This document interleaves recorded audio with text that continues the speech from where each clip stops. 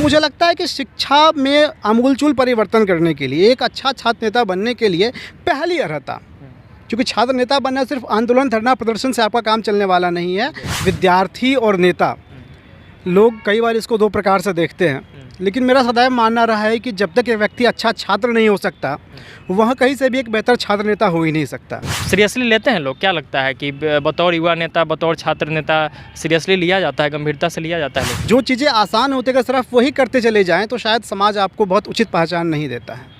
मान के चलिए मैं छात्र राजनीति की बात कर रहा हूँ, मैं किसी व्यापक मुद्दे को लेकर प्रदर्शन कर रहा हूँ, उनको भी लगता है अरे भाई जब मैंने फलां व्यक्ति को वोट किया, फलाना भैया को वोट किया, तो जाहिर सी बात है अगर आपके लिए वो लगते हैं, आपको वोट करते हैं, आपको आगे बढ़ाते हैं, तो उससे आपकी उम्मीदें भी बढ़ जाती है। अगर आपके पास कोई खामियां हैं और कोई विद्यार्थी उस खामी को लेकर के आता है तो आपको आगे बढ़कर उन चीज़ों को एक्सेप्ट करना चाहिए। द नेशन दर्पण के खास शोर बिहार इन न्यूज़ पॉलिटिक्स में स्वागत है आपका, राजा रवि जी। जी बहुत बहुत धन्यवाद। सवाल बेसिकली आपके व्यक्तिगत जीवन पे होगा, आपकी कहानी होगी। तो शुरुआत करेंगे शिक्षा से, चूँकि युवा नेता, छात्र नेता के तौर पे बिहार के लोग आपको जानते हैं, तो प्राइमरी से लेकर अभी क्या कर रहे हैं शिक्षा क्षेत्र में, उस पर आप हमारे दर्शकों को जानकारी दे दें। जी मेरी प्राथमिक शिक्षा दीक्षा, जैसा कि कई लोगों को पता भी है, सुपौल ज़िले में मेरा अपना एक विद्यालय है जो आज से 20 साल पहले माता पिता ने शुरुआत की थी उसकी, वहीं से मेरी प्रारंभिक शिक्षा हुई। 10वीं की परीक्षा मैंने RSM पब्लिक स्कूल सुपौल में स्थित है, वहाँ से मैंने परीक्षा दी 10वीं की, और 12वीं भी मेरी वहीं से हुई थी। और उसके बाद स्नातक के लिए मैंने पटना साइंस कॉलेज में नामांकन लिया, यहाँ जियोलॉजी डिपार्टमेंट है, वहाँ से मेरे UG PG यानी कि BSc MSc दोनों की पढ़ाई हुई। और फिर उसके बाद AN कॉलेज से मैंने B.Ed किया है, और अभी वर्तमान में पुनः एक बार पटना विश्वविद्यालय में ही M.Ed की पढ़ाई मैं कर रहा हूँ, क्योंकि पुनः पटना विश्वविद्यालय के इस इतिहास से जुड़ गए हैं। जी बिल्कुल। और पटना विश्वविद्यालय से जुड़ना मुझे दोबारा ऐसा लगा कि मानो कोई दोबारा वापस अपने घर आ रहा हो। अच्छा, थोड़ा सा गृह क्षेत्र का आपका बात करेंगे, प्रॉपर किस ज़िले से आते हैं, किस गांव से आते हैं? जी मेरा सुपौल ज़िला पड़ता है, यहाँ से 250 किलोमीटर दूर पटना से, राजधानी से, और वहाँ पर एक गांव है बैसा। बैसा मेरा पैतृक गांव है जो कोसी नदी के ठीक किनारे बसा हुआ है, और वहीं से थोड़ी दूर पर सिमराही नाम का कस्बा है, एक बाज़ार है। मेरा विद्यालय भी वहीं अवस्थित है, माता पिता सब वहीं अभी अवस्थित है, लेकिन लगातार जैसा कि हमारे तरफ होता रहता है, गाँव शहर दोनों देखना होता है। थोड़ा सा चलते चलते हम लोग बात करेंगे, आपकी जो पहचान है एक तेज़ तर्रार विद्यार्थी की भी है, लोग जो जानते हैं, और आपने समय समय पर इस बात को प्रूफ भी किया है। चूँकि हम लोग व्यक्तिगत जानते हैं, मैं जानता हूँ आपको, तो इसलिए इस बात को भी जानता हूँ। तो कैसे ये फिर मूव ऑन कैसे हुआ, एक सफल विद्यार्थी, एक तेज़ तर्रार विद्यार्थी नेता कब बन गया? देखिए, विद्यार्थी और नेता, लोग कई बार इसको दो प्रकार से देखते हैं, लेकिन मेरा सदैव मानना रहा है कि जब तक एक व्यक्ति अच्छा छात्र नहीं हो सकता, वह कहीं से भी एक बेहतर छात्र नेता हो ही नहीं सकता। यदि आपको छात्र की समस्याओं के बारे में पता ही नहीं है, छात्र को आए दिन कौन सी परेशानियों का सामना करना पड़ता है आपको पता ही नहीं है, शिक्षा में कौन कौन सी खामियां हैं, आप कहां सुधार करेंगे और पता ही नहीं हो, तो एक मुकम्मल छात्र नेता आप कैसे बनेंगे? और इसमें जो दूसरी सबसे बड़ी भूमिका है, मैं कहता हूं कि जिस संगठन से मैं आता हूं, अखिल भारतीय विद्यार्थी परिषद, राष्ट्रीय स्वयंसेवक संघ, तो वहाँ के संस्कार की एक बहुत बड़ी भूमिका है। मुझे आज भी याद है, सन 2018 में पटना विश्वविद्यालय का अभ्यास वर्ग चल रहा था। एक छोटी सी कहानी है और मैं इसको बड़े गर्व से हर जगह शेयर करता हूँ। अभ्यास वर्ग चल रहा था, तो संघ के एक प्रचारक ने एक काफ़ी अच्छा भाषण दिया वहाँ पर, और उनके भाषण का मुख्य केंद्र बिंदु यही था कि आप सिर्फ नेता नहीं बने, बल्कि एक अच्छे छात्र नेता बने। उदाहरण उन्होंने दिया था रविशंकर प्रसाद जी का, जो पटना से सांसद है, माननीय सांसद लोकसभा के। उन्होंने कहा कि रविशंकर प्रसाद ऐसे ही बहुत तेज़ तर्रार विद्यार्थी थे, लेकिन साथ ही साथ आंदोलन में उनकी बहुत अच्छी भूमिका रहती थी। एक बार ऐसा ही कहीं से प्रदर्शन करके लौट रहे थे, उनके एचओडी ने उनसे बोल दिया कि रविशंकर, क्या तुम ये सब झूठ मूठ का धरना प्रदर्शन करते रहते हो, जीवन में कुछ हासिल तुमको होने वाला नहीं है। लेकिन इतिहास इस बात का गवाह रहा कि उस साल रविशंकर जी अपनी परीक्षा में टॉप भी करते हैं, और उसी साल वो इसी पटना विश्वविद्यालय से जॉइंट सेक्रेटरी का चुनाव भी जीतते हैं। तो यह बात कहीं ना कहीं मेरे मन में घर कर गई कि जिस एक बड़े उद्देश्य को लेकर के, जिस एक बड़े आदर्श को लेकर के आज संघ के एक माननीय प्रचारक जी ने मेरे सामने एक बड़ी परिकल्पना रखी है, तो कहीं ना कहीं उसको मैं साकार करूँ, एक संकल्प मैंने मन में लिया। और कुछ ही दिनों के बाद परिणाम घोषित हुए मास्टर्स फर्स्ट ईयर के, मैं अपने बैच का टॉपर था, और मुझे लगा कि यदि ऐसा हो सकता है तो क्यों नहीं मैं दोबारा उस इतिहास को पुनः दोहराऊं। और मुझे इस बात का सदैव गर्व रहेगा कि जिनसे मैंने प्रेरणा ली, रविशंकर जी से, मुझे दोबारा से उसी पद पर चुनाव लड़ने का अवसर प्राप्त हुआ। वो भी जॉइंट सेक्रेटरी रहे, मैं भी जॉइंट सेक्रेटरी रहा पटना विश्वविद्यालय का। बैलेंस कैसे करते हैं? चूँकि समय तो निकालना पड़ता है। मान के चलिए कि चुनाव लड़ना है तो तमाम आंदोलन है, संघर्ष है, छात्र छात्राओं की समस्याएं हैं, और चुनाव लड़ने के दौरान तो प्रॉपर कैंपेनिंग और बाकी चीज़ें हैं। कैसे बैलेंस करते थे पढ़ाई को, और अभी भी कैसे इस चीज़ दोनों को बैलेंस करते हैं? देखिए, मुश्किल तो हो जाती है, चीज़ें मुश्किल होती है, उसमें कोई दो राय की बात ही नहीं है। आप जब दो तरफ चीज़ों को देख रहे होते हैं, लेकिन कई बार होता है कि जब आप एक ढर्रे के हिसाब से ही चले, जो चीज़ें आसान होते अगर सिर्फ वही करते चले जाएं, तो शायद समाज आपको बहुत उचित पहचान नहीं देता है। मान के चलिए मैं छात्र राजनीति की बात कर रहा हूं, मैं किसी व्यापक मुद्दे को लेकर प्रदर्शन कर रहा हूं, और वहां कर यदि कोई मुझसे उसके बारीकियों को पूछ दे और मैं नहीं बता पाता, तो यह तो एक कहीं ना कहीं बहुत दुर्भाग्य की बात होगी। तो मुझे हमेशा से लगता रहा है कि छात्र छात्राओं की समस्याओं को जानने के लिए एक छात्र होना सबसे पहली अर्हता होनी चाहिए। और कहीं ना कहीं जो मैं विषय पढ़ रहा हूँ, मास्टर ऑफ एजुकेशन एमएड, मुझे यह पढ़ते हुए बहुत अपार गर्व का अनुभव हो रहा है, क्योंकि इसके माध्यम से मैं उन तमाम खामियों को देख पा रहा हूँ जो अभी नर्सरी से लेकर के पीजी तक, पीएचडी तक चल रही हैं। और मुझे इस बात की बेहद खुशी है कि बहुत अच्छे गुरुजनों का सानिध्य मुझे एमएड में प्राप्त हो रहा है। तो मुझे लगता है कि शिक्षा में आमूलचूल परिवर्तन करने के लिए, एक अच्छा छात्र नेता बनने के लिए पहली अर्हता, क्योंकि छात्र नेता बनना सिर्फ आंदोलन, धरना, प्रदर्शन से आपका काम चलने वाला नहीं है। आपको पहले शिक्षा की बारीकियों को सीखना पड़ेगा, और उन बारीकियों को सीखने के लिए एक छात्र होना एक आवश्यक शर्त है। तो मैं एक छात्र नेता होने की आवश्यक शर्त को ही पहले पूरा कर रहा हूँ, और उसके साथ साथ जहाँ कहीं कोई व्यापक समस्या दिखती है, जहाँ कहीं संगठन में मुझे आवश्यकता महसूस होती है, और इसके अलावा जहाँ कहीं पूरे बिहार भर की मैं बात करूँ, छात्र छात्राओं किसी मुद्दे को लेकर के परेशानी होती है, तो मैं प्रमुखता से वहाँ पर उपस्थित रहता हूँ। अच्छा, जैसा कि मैंने बताया कि पढ़ने में आप अच्छे विद्यार्थी हैं, जी। परिवार से कैसा, मतलब इसको लेकर जब आप राजनीति की तरफ बढ़ने लगे, उसमें भी बिहारी गार्जियन, उसमें भी मिडिल क्लास फैमिली से आने वाले आप और लोग, तो कैसा रिस्पांस था, कैसा उन लोगों को लगा, क्या बोले थे जब आप पहली बार चुनाव लड़ने या बाकी चीज़ों का आपने फैसला लिया था? तो देखिए, मैं सच बताऊं तो पटना विश्वविद्यालय में जो पहला चुनाव मैंने लड़ा था, वो बहुत छोटा पोस्ट होता है, काउंसिल मेंबर का चुनाव। उस समय शायद मुझे राजनीति आती नहीं थी, या मैं शायद कन्विंस नहीं कर पाया लोगों को। मुझे 100 वोट भी नहीं मिले थे। किस कॉलेज में थे? पटना साइंस कॉलेज में था, मैं मास्टर्स की पढ़ाई कर रहा था, और पीजी साइंस से मैंने काउंसलर का चुनाव लड़ा था। तो मैंने पहली बार जब चुनाव लड़ा, तो मैंने वोटिंग दिन घर में बताया था कि हाँ, मैं चुनाव ऐसे ऐसे लड़ रहा हूँ। हालांकि कहीं ना कहीं पता चल ही गया था। और जब चुनाव में एक बार हार जाते हैं, तो कहीं ना कहीं बहुत क्षोभ, बहुत पीड़ा होती है। लेकिन मुझे इस बात की बेहद खुशी कि घर वालों ने इस बात पर मेरा बहुत सपोर्ट किया। अच्छा, मैंने मतलब यहाँ डांट नहीं मिला, सपोर्ट मिला? जी जी बिल्कुल, कहीं से डांट नहीं मिली, क्योंकि मैंने इस बात को दो चीज़ों के माध्यम से प्रूव किया। मैंने इस बात को घर पर साबित किया कि पहली बात कि इससे मेरी पढ़ाई लिखाई हम पर नहीं होगी, और दूसरी बात मैंने यह कहा कि पिताजी देखिए, यदि मैं इसमें उतरता हूँ तो मैं ऐसे कई अवसर ला सकता हूँ, ऐसी कई चीज़ों पर कार्य कर सकता हूँ जो शायद चुनाव जीते बिना या फिर छात्र राजनीति में आए बिना संभव नहीं है। तो पिताजी ने इस बात को लेकर मेरा बहुत हौसला बढ़ाया। मेरे पिताजी हों, माँ हो, उन्होंने हमेशा यह बात कहा कि अपने लिए सब कोई ज़िंदगी जीते हैं, अगर दूसरों के लिए कोई छोटा सा भी काम कर सको तो उन लोगों को इस बात की बड़ी खुशी होती है। मैं कहता हूं कि कई बार लोग कहते हैं कि आपने चुनाव जीता, बड़े मंचों पर आपको बुलाया जाता है, सम्मानित करते हैं लोग, आपको जानते हैं, मानते हैं, बहुत बड़ी बात है, आपको काफ़ी अच्छा लगता होगा। लेकिन मुझे लगता है कि बड़े मंचों पर कोई सम्मान पाकर, कहीं कोई भाषण देकर के मुझे उतनी खुशी नहीं मिलती जब कभी पिताजी या माँ फ़ोन करके मुझे ये बताते हैं कि आज फलाना अमुक आदमी आए थे और आपके बारे में एक अच्छी बात कह के गए। ऐसा सुनकर के मुझे हमेशा लगता है कि मैंने गंगा जी को एक बार अर्घ्य चढ़ा दिया शायद। असली उपलब्धि है। जी, असली उपलब्धि मुझे बस यही लगती है। अच्छा, माहौल क्या है बिहार में छात्र और युवा नेता, पॉलिटिक्स की अगर बात की जाए, चूँकि सीरियसली लेते हैं लोग, क्या लगता है कि बतौर युवा नेता, बतौर छात्र नेता सीरियसली लिया जाता है, गंभीरता से लिया जाता है लोगों को? देखिए, दो तीन चीज़ें यहाँ पर काफ़ी प्रासंगिक है। होता क्या है कि एक लंबे अंतराल के बाद विश्वविद्यालय में चुनाव हुआ, आपको ज्ञात हो, करीबन 3 दशक का गैप रहा बीच में। तो छात्र राजनीति के नाम पर जो एक परिपाटी सेट होनी चाहिए थी, वो कहीं ना कहीं मलिन होता चला गया। लोगों को लगने लगा कि छात्र राजनीति का मतलब केवल है कि आप कैंपस में जाएं, धरना प्रदर्शन करें, आपकी कोई पूछ वहाँ पर होती नहीं थी। क्यों? क्योंकि आपके पास चुनाव लड़ने का अवसर नहीं था, आपके पास एक गैजेटेड पद नहीं था। लेकिन पिछले 4-5 सालों से जो सक्रियता आई है और दोबारा आपके संघर्ष को पहचान मिलती है, चुनाव लड़ना, चुनाव जीतना कहीं ना कहीं इस बात पर मुहर लगाता है कि हाँ, भी एक कैपेबल छात्र नेता हैं, आपको जनता ने पसंद किया, आपको छात्रों ने अपना मैंडेट दिया है। तो यह मैंडेट आने के बाद कहीं ना कहीं दोबारा से छात्र नेताओं की, युवा नेताओं की वही गरिमा रिस्टोर हो रही है।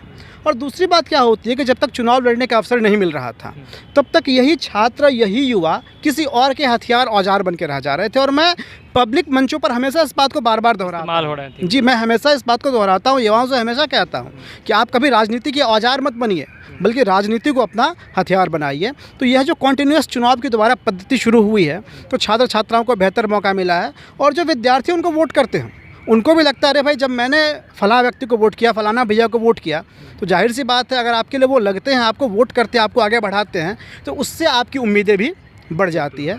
तो कहीं ना कहीं एक बड़ा प्लेटफॉर्म इसके माध्यम से दोबारा मिलना शुरू हुआ है। मैं बहुत बहुत धन्यवाद करता हूँ महामहिम राज्यपाल का, जिनके माध्यम से इन्होंने एक चुनाव की शुरुआत हुई और एक बहुत व्यापक परिवर्तन पूरे बिहार में आया। पटना विश्वविद्यालय से कैरी ऑन किया, बाकी विश्वविद्यालय नहीं कर पा रहे हैं। एक बार दो बार चुनाव हुआ कई जगह, फिर चुनाव बंद है कई जगह पर। अच्छा, एक दो बातें जो है वो सुनने को मिलता है कि जो छात्र नेता होते हैं, चूँकि लड़ाई तो हेड ऑफ डिपार्टमेंट से है, लड़ाई वीसी से है, लड़ाई प्रिंसिपल से है, किसी भी मुद्दे को उठाने के लिए टारगेट भी किया जाता है क्या छात्र और युवा नेताओं को कॉलेज में कि नंबर काट लिए, डिस्टर्ब करने का किसी तरीके से कोशिश किया जाता हो, केस कर दिया जाता हो, ऐसा कुछ होता है क्या? मैं व्यक्तिगत तौर पर कहूँ तो मुझे अभी तक ऐसा कोई अनायोचित सामना नहीं करना पड़ा, क्योंकि आज तक कभी ऐसा मौका आया नहीं। और कहीं ना कहीं यदि ऐसा होता है तो यह बहुत दुर्भाग्यपूर्ण है। यह अलोकतांत्रिक है, पूरे तरीके से अलोकतांत्रिक है। जैसे सरकारें हैं, जैसे प्रशासन है, वैसे ही कहीं ना कहीं कॉलेज का एडमिनिस्ट्रेशन भी है।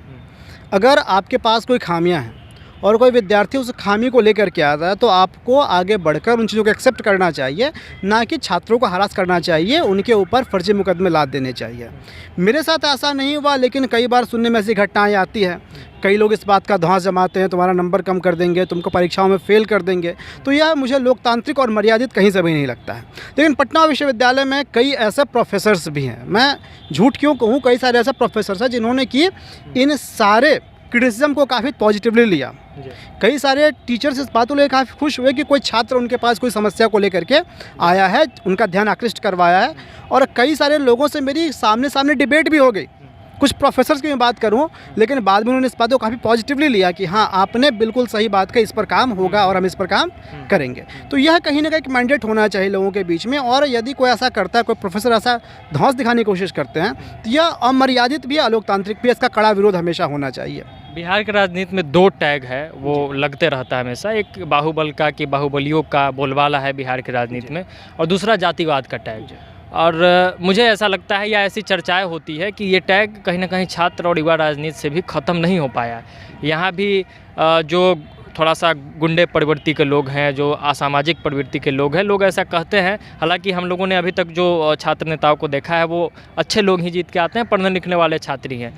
तो इस पे क्या बोलेंगे? और जातिवाद वाला जो सिस्टम है, क्या वो छात्र राजनीति और युवा राजनीति में है या नहीं है? आपको क्या लगता है? देखिए, एक बड़ी चर्चित वेब सीरीज आई थी मिर्ज़ापुर, मैं भाषणों में कोट करता हूँ इसको।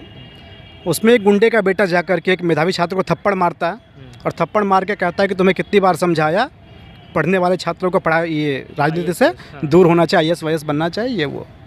तो ये सीन देख के लोग बहुत ठाके ला के हंसे, लेकिन यह बात मेरे मन को हमेशा कचोटती रही। और यह कोई एक वेब सीरीज़ की कहानी नहीं है, बल्कि आए दिन समाज में घटनाएं घटित होती है, जहाँ पर कि डरा कर धमका कर किसी एक अच्छे व्यक्ति को चुनाव में बैठा दिया जाता है। लेकिन मैं इस बात पर हमेशा सोचता रहा कि यदि कैंपस की राजनीति से, छात्र राजनीति से पढ़ने वाले विद्यार्थी दूर हो जाएंगे, तो क्या आप गुंडे विश्वविद्यालय को चलाएंगे? तो मुझे हमेशा इस बात को देख करके चलता रहा कि मैं ऐसा एक कीर्तिमान स्थापित करूं, जहां पर कि लोग इस बात की दोबारा हिम्मत कर सकें कि नहीं, हमारे से लोग भी चुनाव लड़ सकते हैं, टॉपर भी बनेंगे चुनाव जी बिल्कुल। मुझे हमेशा इस बात का, मैंने चाहा कि मैं इसकी महत्ता स्थापित करूं, ताकि अच्छे लोग राजनीति में आएँ। और कहीं ना कहीं आपने भी काफ़ी सही कहा, अभी जितने लोगों से मिले हैं अभी तक इस बीच में, तो परिपाटी बदली है। अब काफ़ी अच्छे लोग छात्र राजनीति में आ रहे हैं, मुझे भी काफ़ी अच्छे लोगों का सहयोग लगातार प्राप्त होता रहा। तो मेरा हमेशा से यही मानना है कि जब आपका ज़मीर सच्चा है, तो आपको एक गुंडा होने की आवश्यकता नहीं है, आपको एक बाहुबली होने की आवश्यकता नहीं है, और आपको अपनी जाति भुनाने की, दिखाने की आवश्यकता भी नहीं पड़ती है। आज के छात्र युवा कहीं ना कहीं थोड़े सजग हो चुके हैं। यह 100% सही बात नहीं है कि आज ऐसा चीज़ नहीं होता है, आज गुंडागर्दी नहीं होती है, बाहुबल का प्रभाव नहीं है, जातिवाद नहीं है, यह प्रभाव ख़त्म हो गया, ऐसा मैं बिल्कुल नहीं कह रहा हूँ। लेकिन कहीं ना कहीं जो भी जागृत छात्र हैं, जो भी युवा हैं, तो वो बदलाव की ओर कहीं ना कहीं आगे बढ़ करके देख रहे हैं। आज कई सारे ऐसे उदाहरण मिल जाएंगे आपको, जहाँ पर कि लोग ने अपने जाति धर्म को पीछे छोड़ते हुए किसी एक नए कैंडिडेट को सपोर्ट किया, उनको आगे बढ़ाया, और यह कहीं ना कहीं एक अच्छा नैरेटिव सेट हो रहा है। और यह चीज़ें और बड़े व्यापक पैमाने पर सेट हो, यही मैं कामना करता हूँ। हमें संभावनाएं हैं युवा राजनीति अगर करते हैं तो विधायक सांसद बनेंगे, मौका मिलता है? जी बिल्कुल संभावना है। आप देखिए, मैं पूरे बिहार भर की बात करूं तो 30 साल का गैप रहा चुनाव में, लेकिन जिस समय चुनाव होते थे उस समय के प्रोडक्ट आज कहाँ कहाँ हैं। सुशील मोदी की बात करें, अश्विनी चौबे जी की बात करें, मैंने उदाहरण दिया मेरे आदर्श रविशंकर प्रसाद जी की अभी बात का अगर बात करें तो इतिहास तो ठीक रहा है। अभी अगर युवा आता है राजनीति में, चूंकि पैसे का दौर है, बाहुबल का दौर है, तमाम चीज़ें अब राजनीति में आ चुकी है, तो इस दौर में लगता है कि युवाओं को मौका मिलेगा। जी बिल्कुल मिलेगा। मैं यही चीज़ कहना चाह रहा था, बात इतिहास की नहीं है। मैं ये कह रहा था कि उस समय रेगुलर चुनाव हो रहे थे, वो एक सर्टिफाइड छात्र नेता थे, चुनाव जीत कर गए थे, तो उनकी पूछ थी। 30 साल का गैप हुआ और चीज़ें कहीं ना कहीं मलिन हो गई। मैंने इसके पहले भी कहा कि जब दोबारा चुनाव शुरू हुआ है कैंपस में, तो दोबारा से कहीं ना कहीं लोग उन्मुख हो रहे हैं, उन छात्रों को एक अलग पहचान मिल रही है। और यदि उनकी जो अच्छी भावनाएं हैं, जिसका प्रदर्शन उन्होंने कैंपस में किया, अगर वही भावनाएं उनके अपने क्षेत्र को लेकर के होती है, तो मेरा यह मानना है कि हाँ, वहाँ के लोग उनको सपोर्ट करेंगे भी और चुनाव जितवाएंगे भी, और एक परिपाटी कहीं ना कहीं चलती चली जा रही है। अब लोग ढूंढ रहे हैं ऐसे युवा नेताओं का। आप देखिए, अभी राजनीति पूरी युवा केंद्रित राजनीति हो रही है, और जाहिर सी बात है, पैसा अपनी जगह है, गुंडागर्दी अपनी जगह है, बाहुबल, धनबल सब कुछ अपनी जगह पर है। लेकिन यदि आपके पास पब्लिक का सपोर्ट है, आपके पास पब्लिक का मैंडेट है, तो आपको कोई नहीं डिगा सकता। तो वह मैंडेट हमें हासिल करना पड़ेगा, जनता का वह विश्वास हमें हासिल करना पड़ेगा। और इसके लिए मैं सभी लोगों से अपील भी करता हूं कि आप युवा नेताओं को वोट दीजिए, उनको अवसर दीजिए, उनको आगे बढ़ने का मौका दीजिए। और अगर ऐसा करते हुए 10 में से 2-4 युवा भी जीत जाते हैं, तो यह मेरी गारंटी कि अगले चुनाव से सभी पार्टी ऐसे युवाओं को ढूंढ कर टिकट देगी। तो राजा रवि को टिकट मिल रहा है, चुनाव लड़ेंगे विधायक, सांसद? यह पूरी तरह से संगठन का निर्णय होता है। हमारे यहाँ संगठन सर्वोपरि है। मौका मिला, जनता का आदेश मिला, लड़ेंगे, ज़रूर लड़ेंगे।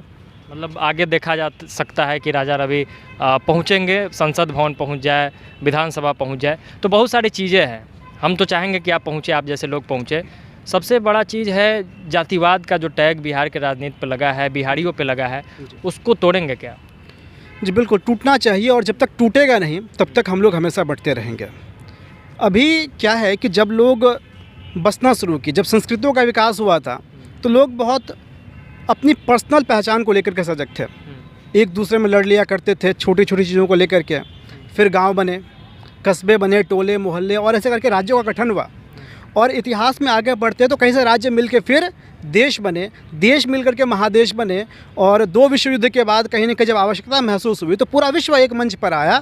और आज हम एक किसी नेशनल सिटीजन की बात नहीं करते हैं, हम ग्लोबल सिटीजन की बात करते हैं। तो जहाँ एक और इतिहास हमारा आरोही क्रम में चल रहा है, एक नई पीढ़ी को हम लोग दस्तक दे रहे हैं, वैश्विक मनुष्य की बात कर रहे हैं, वहीं पर हम लोग अपने देश के भीतर, अपने राज्य के भीतर ऐसे जाति पाति धर्म मजहब के नाम पर बढ़ते रहेंगे, तो यह स्वीकार्य कहीं से भी नहीं है। होता क्या है कि मैं एक उपन्यास पढ़ रहा था, उसमें एक अंग्रेज ऑफिसर होता है और उसकी वाइफ उससे पूछती है कि यह जो प्रजा आपस में लड़ रही है, इससे डर नहीं लगता, इससे घबराहट नहीं होती?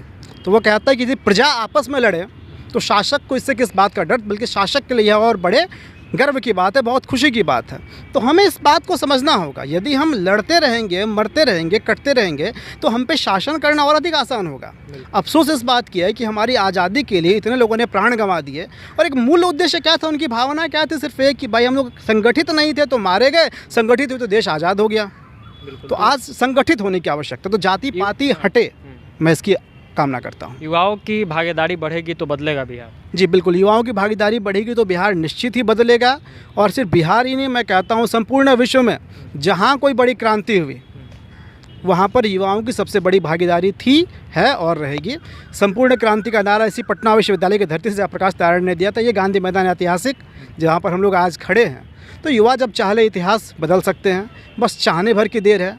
और कई बार होता है कि हमें लगता है कि हमारे संसाधन कम हैं, तो मैं हमेशा इस बात की बात करता हूँ कि दूरदृष्टि हमें विकसित करनी पड़ेगी। जैसा इजराइल के लोगों ने 1500 सालों तक लिखते रहे कि अगले साल जेरूसलम में मिलेंगे, अगर वो सोच लेते कि 1 साल 2 साल 10 साल में नहीं हुआ तो शायद नहीं हो पाएगा, लेकिन सोचिए कितनी पुनीत भावना थी कि 1500 वर्षों तक इस संकल्प को लेकर के आगे बढ़ते रहे, और अंत में कितना मजबूत इजराइल देश का निर्माण हुआ। तो तमाम ऐसे उदाहरण है, भारत देश में भी तमाम उदाहरण है। यदि कुंवर सिंह जी सोच लेते जीते जी आज़ादी नहीं मिली, व्यर्थ है, तो वो 80 साल का बूढ़ा कभी नहीं लड़ता। वो लड़े क्योंकि उनके आँखों में स्वप्न था कि मैं रहूं नहीं रहूं, भारत आज़ाद होकर रहेगा। तो ऐसे तमाम उदाहरण हमारे देश में हैं। उन भावनाओं को आत्मसात करके यदि हम आगे बढ़ते हैं तो एक नया राज्य, नया देश बनाना कौन सी बड़ी बात है। बिल्कुल। तो इतना समय देने के लिए बहुत बहुत शुक्रिया आपका। जी बहुत बहुत धन्यवाद। तो ये राजा रवि थे, इन्होंने अपने विचार को बताया और कहीं ना कहीं बिहार में युवा राजनीति का जो दौर है उसको लेकर इन्होंने अपनी बात को रखी, अपने जर्नी को भी बताया। इनके बातों से आप कितना सहमत है, कितना असहमत है, कमेंट बॉक्स में अपनी राय और प्रतिक्रिया जरूर दीजिएगा। इस सीरीज़ में आगे भी और छात्र नेता और युवा नेता से मिलते रहेंगे। बहुत बहुत धन्यवाद। द नेशन दर्पण देख रहे थे आप। जय हिंद।